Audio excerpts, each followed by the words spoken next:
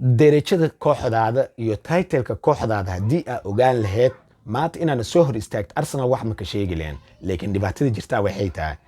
dadka ku maqan tahay laakiin adigu waxa tahay ma ogid kooxda u oleysid derajada laga rabay derajada ay joogto ma ogid war lacagta Arsenal suuqa gelisay ka badan ay geliseen taageerayaashan la hadlay si fiican ay isku yaqaanaan lacagta Arsenal gelisay suuqa in ka badan ay gelinayseen afartii xilli ciyaareed la soo dhaafay afartaas xilli ciyaareed Gunners way tartamaysay oo tartamaa ahayd kooxdaada tartan iska daayay xitaa UEFA Champions League booskiis inay u tartanta ku adkaanaysa hadda waxaa leedahay waa siixad leh Arsenal aan dhaliil u jeedinay xishoodkii ka tagaa dhihi karaa wax kale aan ku dhihi kara ma lahan marka dadkaas oo kale fariiqaas waxa la hadlaya taageerayaasha Arsenal oo dhiiga noocyadaas oo kale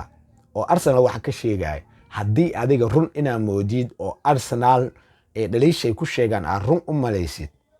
adigana iiga oo kala tahay ninka Arsenal waxa ka sheegay kooxdu u olay ama taageeraha u yahay darajada joogta fiiri kooxdaadana darajada joogta fiiri kadib farqiga idin dhaxay labadiina adaa ogaan doon don't worry adoo waxba ka walwinin waxna su'aal isweydiin kooxda qofka Arsenal wax ka sheegay kooxdu taageere darajada joogta iyo maqaamka imaanta ku sugan tahay fiiri